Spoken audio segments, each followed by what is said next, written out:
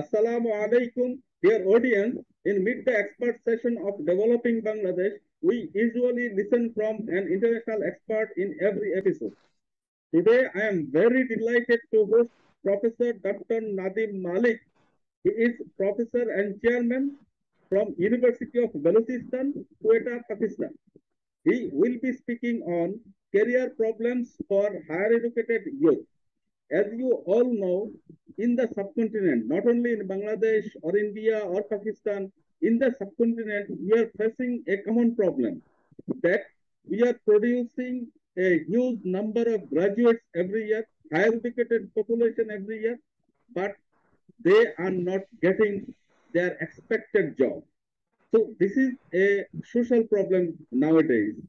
So today we will cover not only the employment opportunity problem, but also problem youth are facing to cope with, to adjust with their new workplace, and also to choose their career.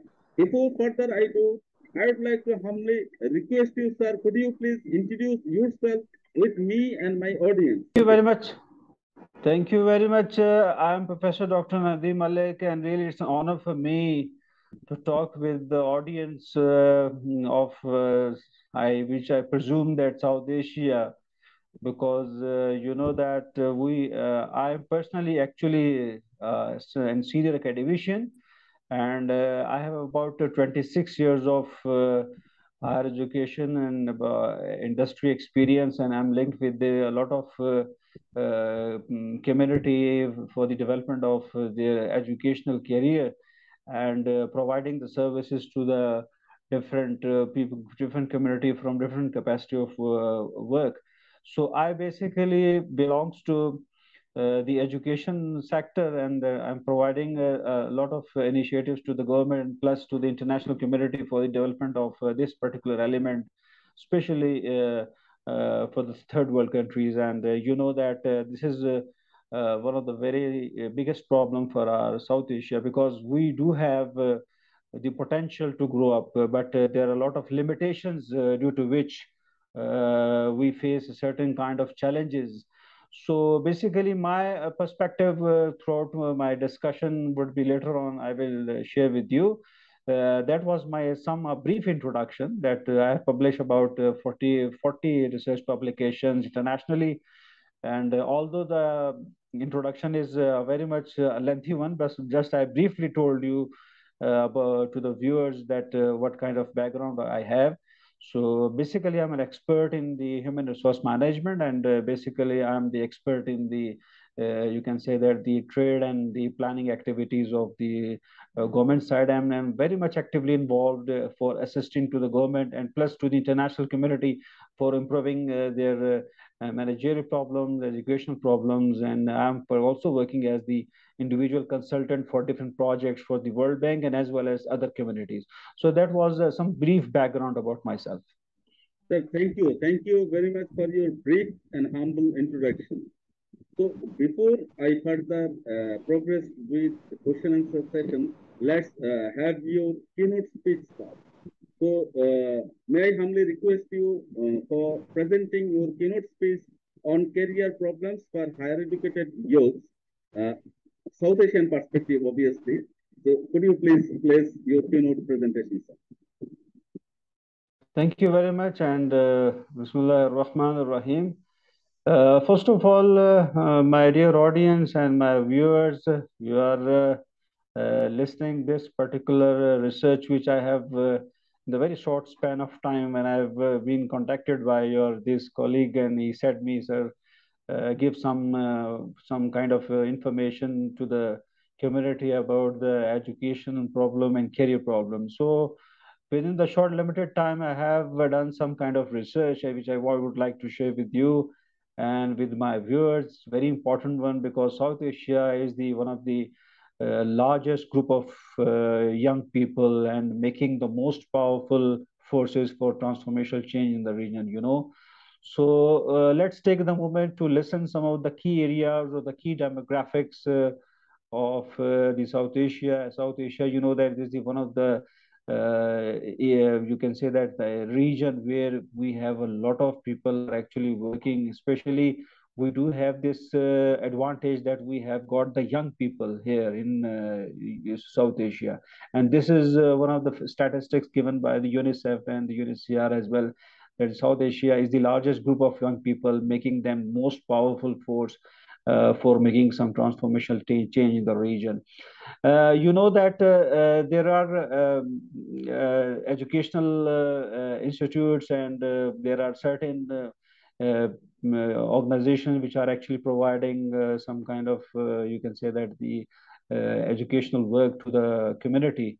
So when we talk about the South Asia region, we do have a lot of challenges for our young people in the coming up the century, and we do have a lot of, you can say that the limitation as well.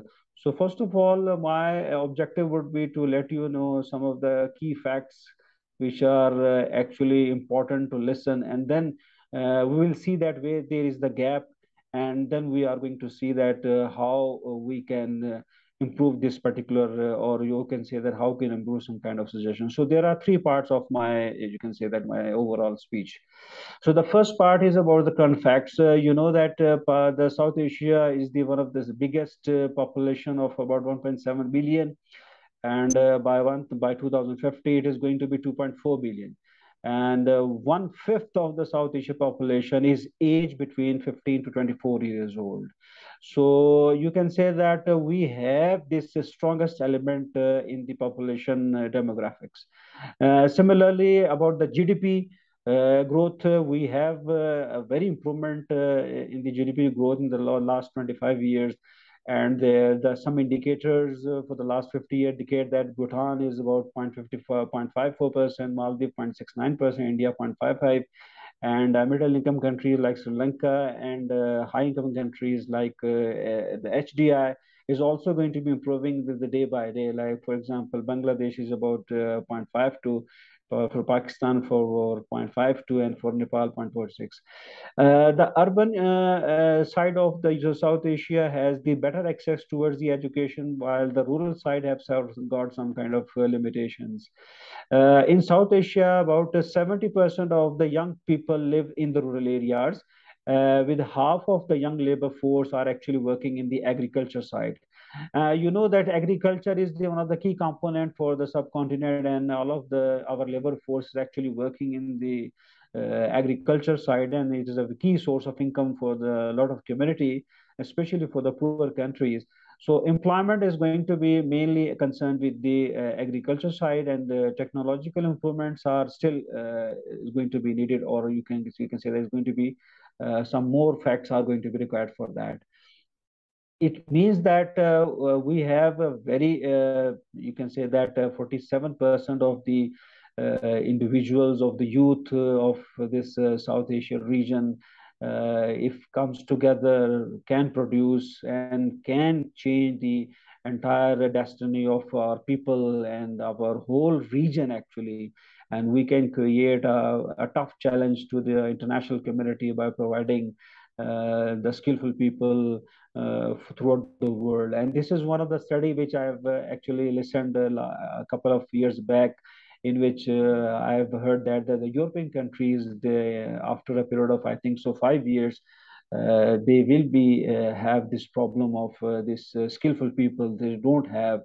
So the in the coming next 3 to 4 years, there's a lot of, you can say the 5 years, we are opening up a lot of skills demands for our kind of skills which do we have belongs to our youth, especially for South Asia. So I would suggest that our key policy makers should have to think about this is the right time to actually go with the aspirations of our youth, and provide the very updated education and the skills for our youth in order to make them more skillful and more powerful, in order to change the destiny of their own region and as well as their own people. Similarly, when we are going to see that these are some of the key demographics, so there are certain kind of, you can say that mindset of the people which do have live in the South Asia. And if you think that, for example, what is actually required here, when we see that the culture of family in our South Asia is that one person is depending upon all the family, and one person is actually getting the money, and the rest of the community is actually you can say that waiting for whatever the father or the market is going to be providing to the children and the whole family. So this kind of culture definitely creating a kind of you can say that challenge for us, and especially for what is required for our youth to make ourselves much more involved in the different workforce kind of activities. So when some of the questions of these youth communities are actually being asked, they have some kind of strong reservations about their government and about the environment and about their parents as well, about their family as well. But for most of the youth, our education is going to be, you can say that when after completing their education, everybody want to have a job, and after completing their education, they think out that I should get a kind of job. But now the youth is going to be have this kind of thing that, for example, we have seen that a lot of our youth actually getting their jobs not according to their choice and not according to their you can say that the kind of desire which they have in their mind. They have to be forcefully go in the particular kind of any kind of opportunity which they actually see, and they want to adjust themselves over there, because in our region we don't have the choice actually, especially for the youth. Once they have completed their education, they don't have the choice. Whatever the opening is going to be created, they try their best to try to accommodate themselves. And that is one of the, I should tell you that that is the maybe it is a kind of strength as well, and maybe it is a weakness as well. In which sense you can say that the strength that our youth is providing in his maximum capacity to actually adjust himself or herself with the situation, with the environment. Although he or she don't actually expect that once he or she completed her education or his education, they actually desire some kind of job which actually match with their education and skills. But how they actually after completing their post secondary education, how they adjust themselves, these are one of the, you can say that limitations which creates trouble on the performance as well for our youth, and they are unable to actually excel their capabilities. Another very important element which I have seen throughout the South Asia, and the studies had found that now we are actually moving towards the entrepreneurship, because once the youth had seen that the job market is actually being closed from the government side, and you don't have the much more opportunities, and the government is not actually giving or sponsoring or giving any kind of incentives to the youth after the completion of their job. So it means that with these fewer opportunities, they realize that we have to switch ourselves towards going for the starting their own business and startups. And I think so this is one of the thing which is you can say that throughout the world we have got this crisis, and not in South Asia, and throughout the world we have got this unemployment situation is very bad. And due to that many people are actually starting their own businesses with that. So here I would say that entrepreneurship cannot be you can say that nurtured or developed until unless the support of the family, support of the government, state, and all the stakeholders, they should provide their input in order to actually improve the you can say that the work of the youth towards the entrepreneurship. Because externally there are so many barriers for the youth if they want to go for the business. You know that there are the especially the bribery is one of the element which actually makes the youth so much influenced, and they think that they cannot do their business without doing the bribery. Another element which the young people actually raised about that they don't have the actually the amount of money which the bribers actually ask. So how they actually spare that money for that particular kind of the external barrier. So this definitely actually hurting the efforts of our youth for developing their entrepreneurship, you can say, the efforts. Similarly, there are some other obstacles, like, for example, they do have the skills gaps.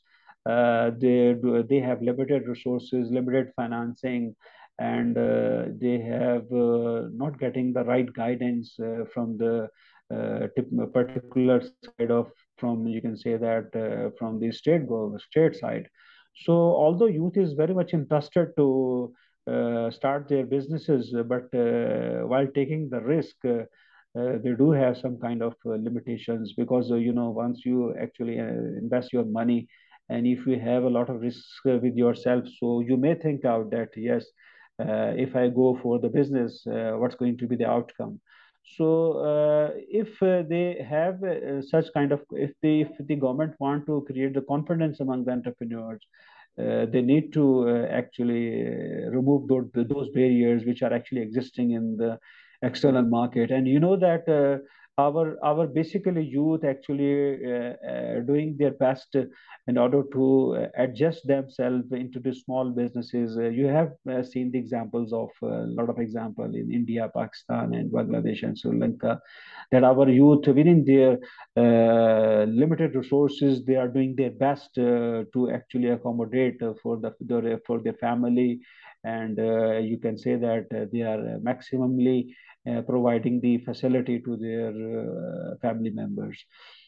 One, I think, which I also actually I need to actually say over here, a very important element, that the entrepreneurship cannot be actually developed and cannot be you can say that improved until unless our women side should have to play their positive role, because this is one of the neglected area throughout in South Asia, that we don't have the actually the participation from the female side.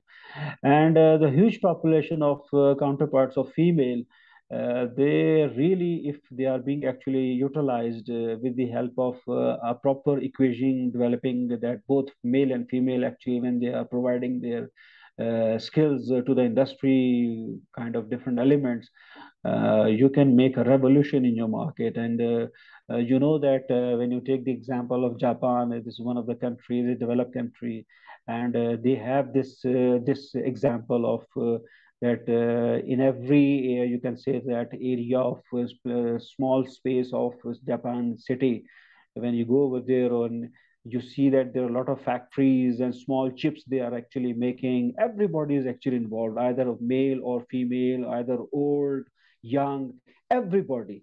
So they are very productive people, and they never actually rely on the kind of culture which do we have. So it means that during that discussion, if I conclude that our female side needs to be considered more. And how it is going to be considered, that, for example, you know that the environment of our subcontinent, our females are very much reluctant because of the reason that they do have a lot of harassment kind of things. They actually feel, they feel insecure while working with the male. And this could be done, this could be improved, if we actually convey the policies of the harassment to our female workers. And if the state gets the responsibility of securing the efforts of the female, then I think so this neglected area of female could produce a very determining role for our whole community in the region. The next thing which I want to you can say that there is a gap. What is the gap actually? The curricula which actually which is designed and which is being read out in the universities, in the colleges, in the schools. That needs to be questioned over here, because here the industry, the role of industry is not going to be counted in the curricula. And the curricula, the kind of curricula that we actually making, the policy makers are not actually involving those people to whom actually you are providing the source of people to the job labor market. And around, you can say that 100,000 people, young youth, in every year we are producing, and with the number of graduates in the community of the, you can say that, labor market, and how they are going to be adjust over themselves, this is one of the questions. So I come back to over that my discussion, that curricula which we have actually designed, it needs to be changed, it needs to be updated. And you know that nowadays, due to the revolution of the information technology, and the some of the advanced technologies which are being actually uh, introduced by the different developed countries, we do have to actually give this kind of benefit to our own community as well. I don't know why the this subcontinent and South Asia's policymakers, why they are not prioritize their investment in education. Why? This is the reason why they are actually not considering that we have to invest in our youth. So youth, I just have told in the beginning of the discussion, that the transition of the region, or the change, or the, you can say, the revolution could not become up if you, until unless you invest in the young people. So it means that you have to be realistic, in the sense that you should realize the importance of education, and plus the importance of the youth actually. So you see that you have seen around, and my viewers have seen that there are a lot of when I see my young youth over there, they're actually involved in the labor child problem. We do have this one of the thing, and they are actually involving in the kind of activities which they don't deserve. So they need to be educated actually.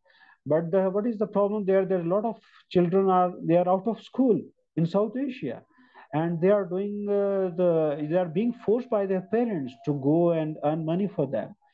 So this is the dilemma actually, that this is the one of the things also which actually creating a trouble for us. And so it means that the policymakers at the education level, they should change their thinking, their mind, that the curricula needs to be updated and needs to be changed. How it is going to be changed, that is one of my suggestion. A national board of you can say that change should be developed. And this national board consists of different stakeholders, like, for example, the academia, the industrialists, and you can say that the media, and the parents, the civil society.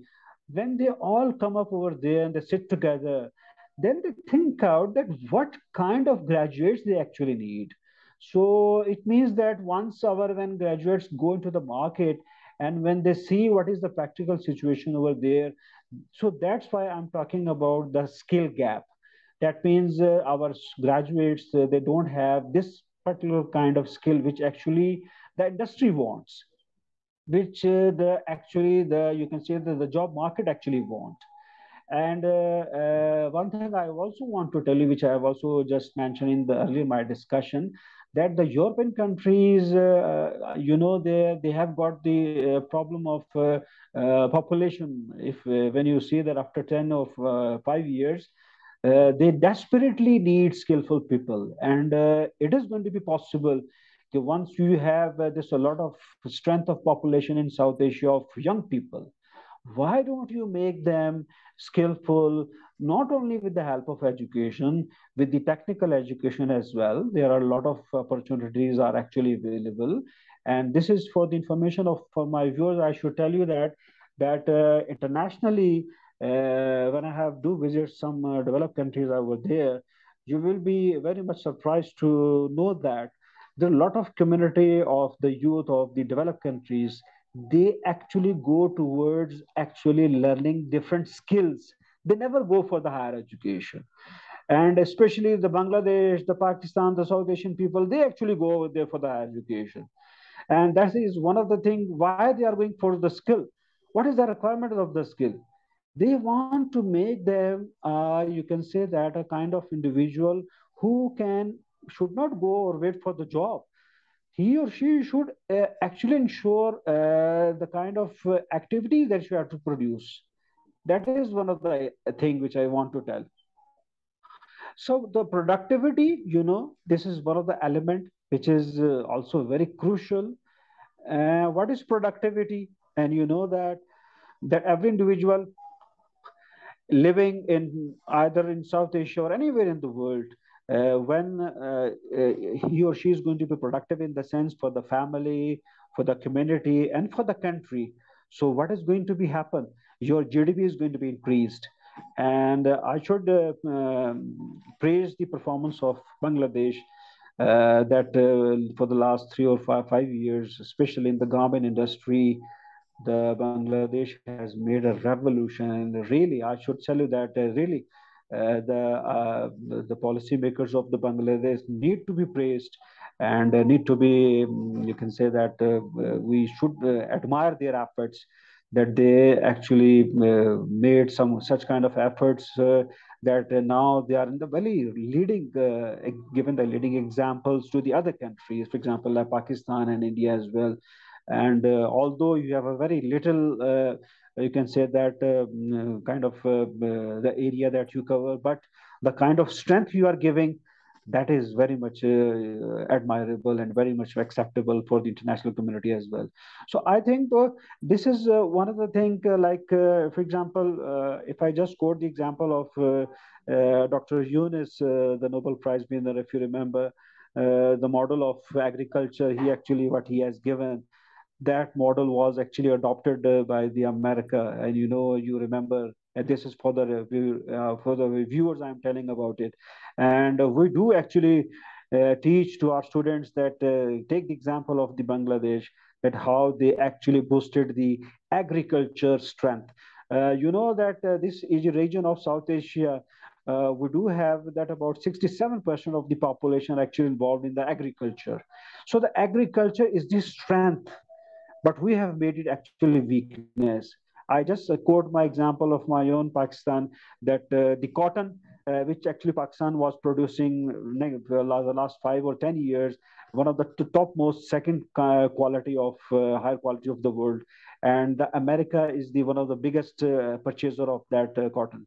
But now, what is actually happening? Our farmers are not actually getting the proper guidance and proper assistance of financial resources, and they are actually converting their lands into the, you can say that, the kind of business activities, and but they are not actually giving a kind of assistance to the country with the help of increasing the strength of the agriculture.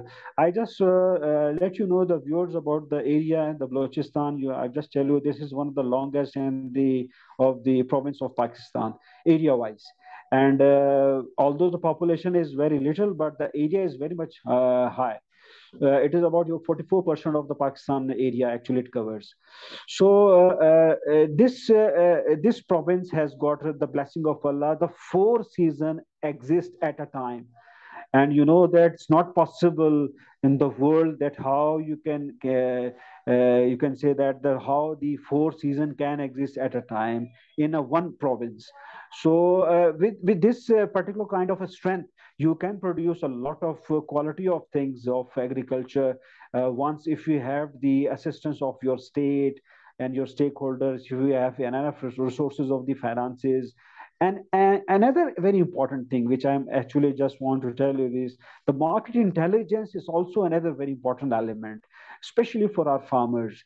And because the market intelligence means that it is the kind of information that should be conveyed to the producers, to the farmers, to the individuals, those who are actually involved in the agriculture. I think there is a lack of, you can say that connection, the connectivity of market intelligence with the farmers, and this market intelligence actually needs to be provided by the government, because the facts and the figures which are actually gathered by the government, that needs to be provided to the farmers, so that they can be able to know that what should I actually produce for the next coming year. Because you know that we do have the situation in Pakistan, that where you will be surprised to know that our agricultural products are prices are rising by 100%. 100% the prices are actually increased due to the shortage of supply of the things. So it means that we don't have any planning, we don't have any plan, and we don't have any kind of coordination among the government and plus the stakeholders. This is what is actually needed, that the South Asia can create a big competitive challenge to the world. If the next very important thing which I just want to give to my viewers some of the key facts of the South Asia, that the literacy rate in the South Asia is about 62.4%, and the enrollment ratios are actually not that much encouraging, which is actually needed, especially at the lowest level. And the South Asian country need to invest significantly in human capital in order to get the benefits of arising from the limited windows of demographic dividend. And from a growing young population, that for the last 3 to 4 decades, we have to move our value chain, and we have to increase our value chain. In the South Asia, the number of higher education students jumped from 12.2 million in 2000 to 21.1 million in 2019. So it means that they have increased. There is an increase of number of, you can say that's higher education, you can say the enrollment. Similarly, the private education, higher education also has been increased by 28% in the South in Asia, and East Asia 35%. Most of the countries of our South Asia program are getting the doctoral degree programs, and generally they are about 2 to 3% of the total, you can say that, enrollment. Similarly, the students from the lower income groups, they are less likely to enter for the higher education, because that is one of the reason, you know, the higher education is the most expensive in our South Asia region, and that is the reverse of international community, where you have a very you can say that expensive education the primary level, and you have a very cheap education at the higher level. But in our Southeast region, we do have a very expensive higher education, and our students cannot afford to go for that. So this also is going to be one of the reason. Due to that, our most of the education, our environment is not increasing in the higher education. So it means that we are actually spending our little amount on the technical and vocational education. And I have just told you that the total budgets of this technical education is about 2.6%, and this 2.6% is really a mega amount. And I just quote you the amount of the Bangladesh, that is about 1.2%. So the similarly for the Nepal is 0.2% and 0.4% for the Sri Lanka. This thing, this is also actually giving the, you can say that, the thinking of the individuals, the budget makers, who actually thinks about the importance of vocational training. You know that the technical and vocational training, how does it help? I just told in my the previous discussion that the productivity cannot be enhanced, cannot be improved, cannot be achieved if you don't have skillful people with yourself. And the skillful people could be produced with the help of technical and vocational education. I don't know why, what kind of priorities we are setting. And another very important thing is this technical education is totally ignored by our stakeholders, by our policymakers. They are not making change, they are not making the updated curricula for the technical vocational education, because here you are producing the skillful people, and those skillful people actually gives you the strength. How, in what, in what capacity? When they actually earn, definitely this earning will definitely give the benefit not only to that individual, to the family, to the community, and as a whole to the country. And when the GDP of the country is going to be increased, definitely it actually improves the overall the productivity level of the entire country. So this missing element of this technical education needs to be, I think so. We should have to give more and more concentration upon improving that particular element. Now, what about the just I just want to give a kind of just let you know that our kind of education system in our own South Asia region is that once you have completed your grade 10 and then you are moving towards engineering, medical, or you are going to be producing such kind of graduates, the commerce graduates, or maybe the business graduates. My question is that is there any link up of our this human resource planning, that how many job market is actually available for that typical country, and how we create a nexus link about producing the number of graduates and then absorbing the job market. So what is actually happening? We don't have any plan. So what is actually happening? We are receiving a very drastic negative effects of this thing, that our youth is actually being involving in the negative activities. Like for example, they are being addicted, they are being abused, they are being misutilized in different context of social level, social activities. So I am very much terrified with the when I listen, when I see my young generation throughout the South Asia, they are being utilized by certain negative people for their negative activities. What actually the reason is that we, our stakeholders, our state is not fulfilling the responsibility. They are not giving the actually the maximum opportunities to our youth to nurture themselves and to improve themselves and play their active role in the enhancement of in the development of the community.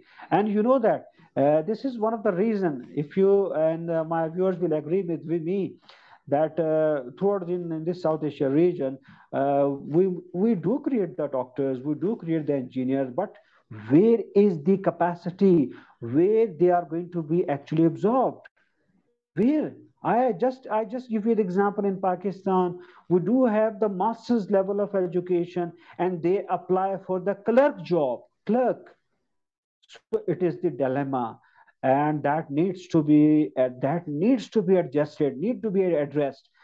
And this is my request to my all stakeholders, to policymakers, that please sit down and see that how much graduates needs to be produced, and there is create a nexus link with the education and human resource planning, because human resource planning is the key element. And how it is going to be done when all the stakeholders sit together and they will actually plan this particular element. Now the next very important element which I want to put light on, that is the industry and education linkages. That is one of the thing you will see that we do have the we are trying a lot of activities in order to create a link between the industry and the education. But what is happening is that we are producing the graduates, but when they go into the industry, they said that we don't need your efforts, we don't need you. For example, I just quote you the a skill, communication skill, for example. Our graduates, they are unable to communicate, they are unable to write, they are unable to speak out, because you know that the job market, especially now, the job market is very private. Now the government side is very much closed, and the private market demands what? Private market demands your caliber, your excellence, and your skills which you have with yourself. Even our literate educator, which we are graduates we are producing, they have the absence of skills with themselves. I don't know why our universities, our colleges, our schools, they are not actually putting the concentration upon that. For example, if a female wants to be a doctor, what is going to be happen? There are a lot of limitations the family also give, that I will not allow you to become doctor, for example. There are lots of custom traditions, religious issues These are also creating a trouble for us, for our females, for our, you can say that for our other people, that they can nurture themselves for going to the other fields of the society. So it means that the industry linkages and our graduates, our education policy, that is totally absolute. Now it is absolute. That needs to be changed. That needs to be rechanged according to the requirements of the industry. Now, for example, I just want to tell you about the IT, information technology. Now, due to that, the all of the offices now automated. Everything is going on now. We are the paperless industries are going to be over there. So, but what we are actually doing that our community, our young community, they are not much more familiar, because I will not quote the example of the India. India is quite much more developed in that sense, but our other area, like for example, Nepal, Bhutan, Sri Lanka, Bangladesh, Pakistan, they are all actually not have this particular kind of skill which they are unable to go for the kind of IT experts and software experts, and these needs to be addressed. So it means that for increasing the or absorbing the level of employment in the market, what is needed actually, that our policymakers rethink about their policies regarding the objectives, the outcomes of their policies. They needs to be changed, and they needs to be addressed according to the requirements of the industry. And industry should have been enabled to absorb our those graduates, and they are able to get a respectable job over there. Now, going to the next step, that is, I'm asking about that. I've started by the discussion from the entrepreneurship. If you remember, the entrepreneurship, now it is one of the demand of the world, and we do have this particular element that that the entrepreneurship, this is one of the things which actually being considered the key for the success of our South Asia region. And the success cannot be achieved without, you can say that, without with the help of achieving the targets of the you can say that without the achieving the targets of the entrepreneurship. So I have some recommendation. I just quickly go through with that recommendations, and then I will give you the chance for getting the question answer session, and that will be conclude my discussion. Some of the recommendation. The first one is that create the genuine equality of opportunity in the recruitment process. The general equality, equality means everybody is entitled for every kind of job. There is no kind of discrimination in the labor market, because this thing is creating a very negative impact upon our graduates and upon our youth. The next thing is that the gender gap also should have to be addressed, and that needs to be adjusted, and our girls should have to come ahead and play their effective role. The next suggestion is that we should have to empower our youth. How when we actually allow them to make decisions, actually, that what is the impact of decision in their lives. Actually, when they involve in the decision, they are going to be empowered, and once they make the negative decision, and once they make a mistake, definitely they are going to be never repeat those mistakes. Similarly, the next suggestion is that we should have to create and organize structure for the young people participation in the employment holding institutions to account for these decisions. Support youth-led organizations and representing the interests of the youth people in the public policy and planning and social dialogue. Invest in the young people's capacities, networks, and partnerships. Include youth in the sense of that they have to be improved their capacities, their networking, and their partnerships. Strengthen the young woman voice. How? By giving them very transparent policies and legal protection for the women, because this is one of the things by which you can create the social protection for your girls, for your women, and how you can minimize the discrimination, the job discrimination. Either you are getting the male or female. By this way, you can also remove the gender wage gap as well. Promote the youth entrepreneurship and entrepreneur mindset in the South Asia by investing in the youth people capacities, organizations, arranging seminars, and giving information to our youth.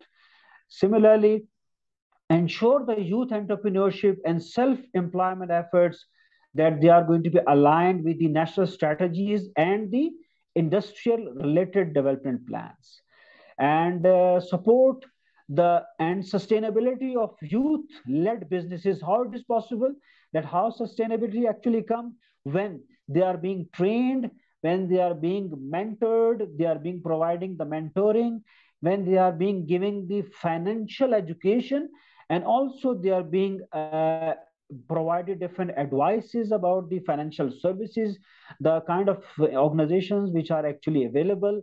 And you know that we also facing the problem, the South Asia's problem, also facing the problem of the migration of our talent.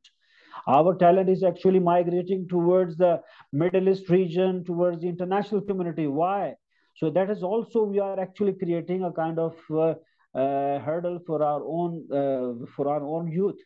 Provide better labor market information. That is another very important thing. Market information, you know that for any kind of career counseling or career path, you need to create a labor market information for our youth, that where they can be absorbed and where there are number of individual, or you can say that vacancies are actually available.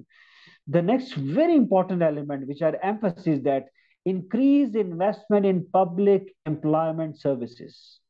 Increasing the investment in the public employment services and combining digital services with the career guidance. Digital services with the career guidance and successful counseling models should be adopted, so that our labor market information easily approachable to our youth. This is one of the way it is possible. By we should increase the public and private partnerships. You know, public private partnerships are another very important, you can say that a way by which we can provide maximum employment to our youth with the help of exchange of ideas by public people and private. So then government and public should have to combine their hands in order to absorb our youth. And similarly, creating a job matching platforms, creating a job matching platforms that better connect the employer with the young labor market.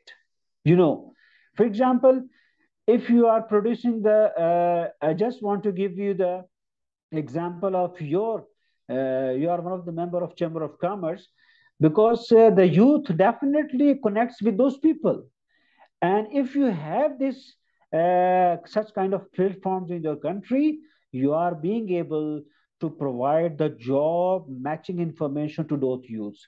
So the Chamber of Commerce of every South Asia country, I think they can also create a very key role in providing the information to the our youth. And my last recommendation, that is about the encouraging the private providers and the private public people, and the government should have to invest adequate amount in training and development activities. T&D is one of the very important element without which you cannot place the graduates in the right place.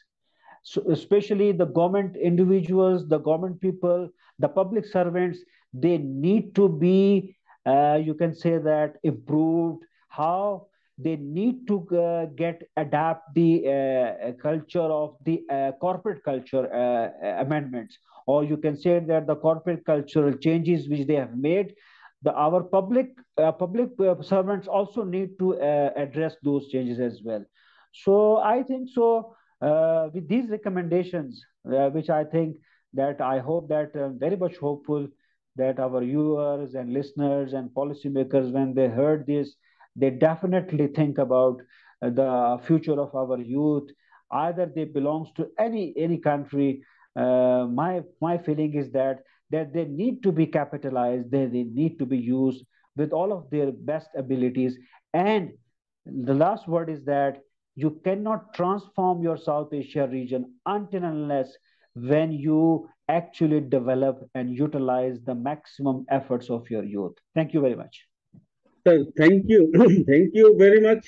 Actually, I am continuing this program with the expert since last 1 year or more, and obviously meet with so many experts from all over the world.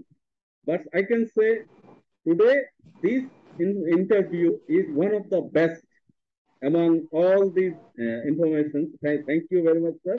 And if Thank I you. would like to make a quick summary of your presentation, then you have rightly pointed out that the urban area and rural area has a gap, quality of education, Yes. opportunities, and everything. So this gap could be minimized. Number one, you have also uh, identified very well that culture of one man earning for a family in South Asia. It is another problem Yes. because if one source is there, if anyhow the source is missing, then entire family, five, six, seven people will be suffer. So this is Hmm. you have crucially identified searching for jobs after completing the education. It is another very prominent problem all over South Asia because why not? We can develop our skills and be involved with outsourcing activities in this age of IT and ICT. Obviously, a young learner or a young graduate can earn skills which is demanded in online marketplace. So he can involve Hmm. with this sort of outsourcing activities and start earning since he is a student. And obviously, after graduation, if it is matched, he can be an entrepreneur. If it is matched, he can be a teacher. If it is matched, he can get another job, any other job. But skills development is important. You have rightly pointed out we don't have the choice. You have said that the South Asian youth don't have choice to be entrepreneurs. But before that, I would humbly just have a different opinion that our graduates, they don't have choice. Yes, their family matters, source of income, financial support, government support, stakeholder support, it is there. But do you think our graduates, educate number of graduates, they actually try to be entrepreneurs since they are studying in bachelor degree or master degree? This mentality is also Actually, absent. just I just want to let you know that our young generation, when I just quote you, I have seen because I have visited a lot of countries. Yes, sir. You will not imagine the kind of skill and energy the youth which we have in South Asia, never possible in the world. That is one of my experience. And once they are being actually being mentored, or you can say that they are being taught and they are being guided properly by any businessman, by any business tycoon, they can produce a lot of you can say that profitable results for the entire community. So that is my actually belief. I believe upon youth. That is my actually aspiration. I believe on my youth capabilities. I never underestimate them Yeah, because it's the power of the region. The South Asia is the power that actually come from the youth, and our youth can change our destiny, can change our regime. They have got the power. That's my actually the main point of view. message, the main message. Thank you, sir. Thank you. Your message is actually it is reflecting every corner of South Asia. I personally have the opportunity to visit entire South Asia several times. Obviously, without Pakistan, till now I am waiting for the opportunity to visit Pakistan, if any opportunity is there. But without Pakistan, all other countries I have visited more than 3 or 4 times, 5 times. So your voice, it reflects the scenario of each and every part of South Asia. This is for sure. And you have also rightly mentioned that the government job or public sector job is limited. It is almost closed. So government should try to promote entrepreneurship development after graduation or after higher secondary level or even after master's level. Government should promote entrepreneurship as well as they should link up the how many graduates do I need, how many doctors do I need, how many engineers do I need. So these calculations should be done. You have rightly pointed out and boldly said, and also recommended something. You have also pointed out that the women entrepreneurship, women in job, women job insecurity of women. So this is also very clearly mentioned. And another very bold step, you have correctly pointed out that the gap between industry and academia. Our academicians, they think, yes, we are involved with so many scholarly activities, we are doing research, we are writing papers, we are reading books, so we are teaching, we know everything. On the other hand, our industrialists, they have regards. Yes, we are the powerful. Money is the power. So we are the money maker. So we have the knowledge. They are not sitting together. If sit, nobody listen to others. Our academician in South Asia, they are not ready to listen towards any industrialist who is less qualified than him. Similarly, the industrialists, they are not ready to listen from a poor teacher. So this is the ego problem, I think. So if we can ensure this matchmaking, sitting an industrialist and a teacher, an academician together, along with the people, those who are responsible for course curriculum designing. This is the most important gap here in our course curriculum in the secondary level or higher secondary level. Till the curriculum is shorthand writing, till the curriculum is typewriter machine operating. So it is gone 30 years before. Now we are running through laptop, we are running through prompt prop or any smartphone, even small microchips. So in this age of microchip, if you teach a student how to operate a typewriter machine, it is completely irrelevant. So we are just wasting time in the academia without having a proper reflection of the industry today. You have rightly pointed out Bangladesh is doing very good in ready-made garments production. We are second highest ready-made garments manufacturer after China. Why? Ready-made garments, this sector has a specialized many institutes here in Bangladesh. Mainly BGME Institute of Fashion and Technology, BGME Institute, University of Fashion and Technology. They are actually producing the skillful people running through machine operator up to merchandiser or above. So these skillful people are working in this particular sector, and most of the garment factory in Bangladesh, they are now operating through AI, artificial intelligence, automated machinery, not sewing or cutting through hand. Cutting it is doing by AutoCAD and even more than AutoCAD, upper technology is using. So therefore, their production standard is high standard, global standard. Production capacity is higher, so they are doing good. Similarly, our pharmaceutical sector, it is doing very good. Today, Bangladesh is exporting pharmaceutical products towards more than 150 countries. So it is another sector coming up. We have diverse our leather and leather production, agriculture and agro processing, shipbuilding, this sector. So like this particular sector, if government provides the same support provided to ready-made garments, then other sectors will come up. Obviously, each of these sectors requires skilled manpower. Who are producing that skilled manpower? Nobody. So, private sector or government, they should engage. They should sit together. What sort of skills do I require to flourish my pharmaceutical industry? So, do I producing these pharmacists or chemists or druggist or any other skills? If required, we should produce this. If I would like to do better in my leather and leather goods sector, so what sort of skills manpower is needed? Who is producing this? if any institute is not producing that sort of skill, then we should produce it. So this industry academia linkage, you have rightly draw the picture, and it is the same picture in everywhere in South Asia, sir. And regarding skills development, you have also very rightly pointed out another thing, that is everybody wants to be a master degree. And after completing their master degree, they are applying for a clerical job. It is alarming. I don't need every one of the society have a master's degree certificate. I don't need it, but I need a plumber, a mechanic, a electrician, a, who can actually perform the job what I do required now in my industry.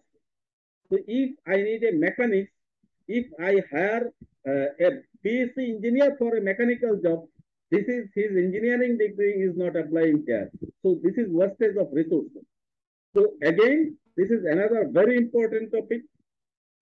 Also, you have said the nexus between industry, academia, and original requirement, the demand-driven education was the main campaign of your voice.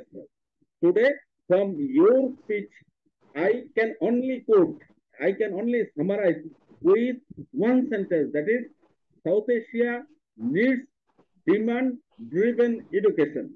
Education or skills, what is demanded in the industry, we should produce that particular skill.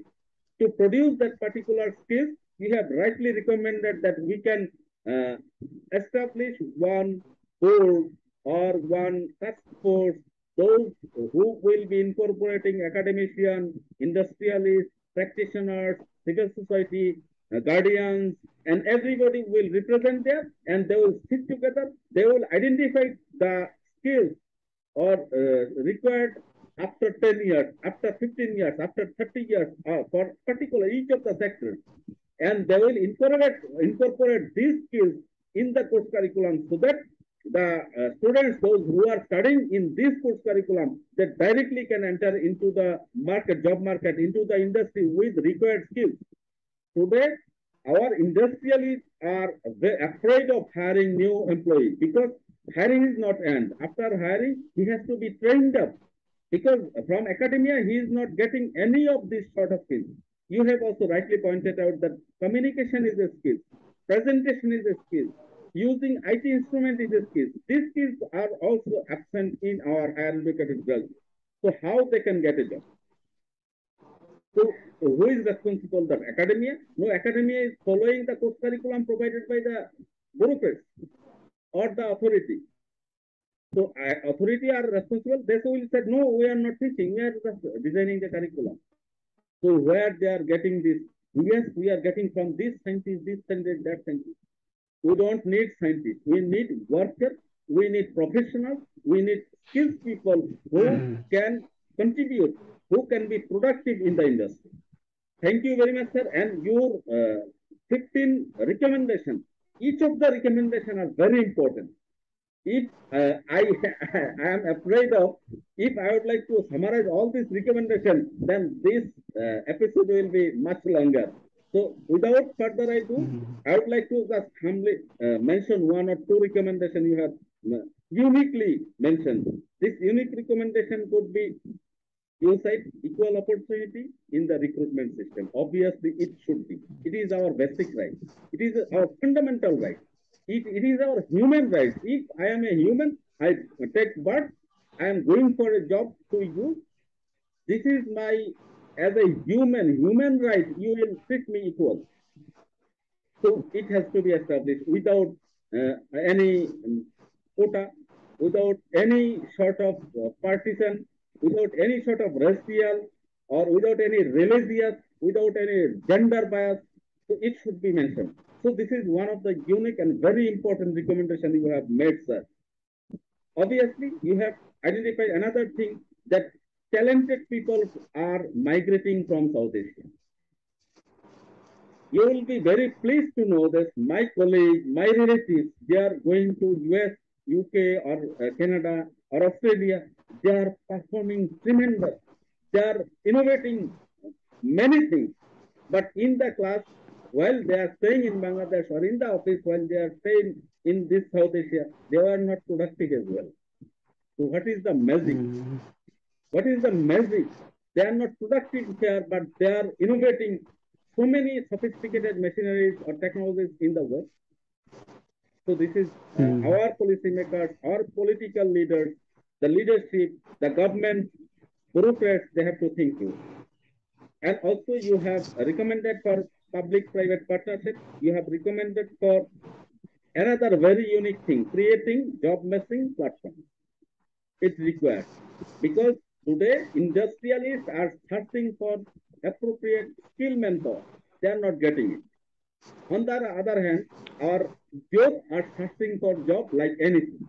They are not getting a job. So if any platform is there who can match these demanded skills and also the supplied skills, then it will be working. So thank you very much, sir, again. So I'm there after your very comprehensive presentation and the real picture. I have a little question, but my first question would be: there is a gap. Everybody knows. Industrialist knows. Yes, there is a gap. I cannot have the right skillful people in my factory. Academicians know, like you. You are a professor, academician, purely academician. You also know there is a gap. Obviously, government or bureaucrats, they also know. Why not this matchmaking is happening, sir? Actually, the problem is that I should say that when there is a will, there is a way. This is the saying. Actually, you have also said that the academicians, they are not actually accepting what kind of lugnas they have, what kind of disadvantages they have. Similarly, the industrialists, they have also some kind of disadvantages in their style of work as well. Once they are going to be sit together, then the things are going to be actually solved. The problem is that our academician also have a very outdated kind of methodology of teaching as well. That is also another reason I should tell you this. Because, for example, I just tell you this, that I teach one of the subject research methodology. That is one of the very skillful approach, Very and interesting. I actually give them, for example, yes, when you ask about mathematics, you cannot learn the mathematics without practice. So similarly, our actually the faculty, our academicians, they are actually not adopting such kind of techniques which are actually closer to the real world situation. That is one of the things. You may be familiar with the term simulation. Simulation is one of the technique of education in which you will create a duplicate environment of the real environment and allow your graduate to sit over there and excel, see, watch, observe what kind of things they are actually doing. So actually there is another problem is that we need to change our education methodology as well. Pedagogical techniques needs to be adjusted according to the requirements of the industry. So I think so that is the best answer of this question. The counter question, if you allow me, that who is responsible to make this happen? Government or academician or industrialist? Who is Oh, responsible to okay, make okay. this happen? Actually, this is the one of the thing that is purely responsibility of the state, of the government, that they should have to, because that becomes under the domain of the governments, under the domain of the state. Because you know that all the responsibilities, all the things, all the rights of the citizens, all the facilities of the citizens, these are the actually the duties and responsibilities of the state. What kind of policies actually being run by the state, which these are going to be followed throughout the country, throughout the region. So that's why I've told in my presentation that our policymaker needs to rethink that we should have to change our thinking, and we should have to allow our industrialists, our educationists, our policymaker to sit together and make a such kind of education policy which is beneficial for our youth. Sir, I hope your recommendation will be listened by the government of the South Asian countries, and in future they will facilitate it and they will play the role of umpire. Everybody, the stakeholders will play, the government will play the role of umpire. With this hope, I would like to conclude today's session. Hopefully, we'll be listening from you, maybe on another topic on another day. Till then, stay blessed, stay happy. Thank you very much for joining with Meet the Expert session of Developing Bangladesh. Thank you. Walaikum assalam.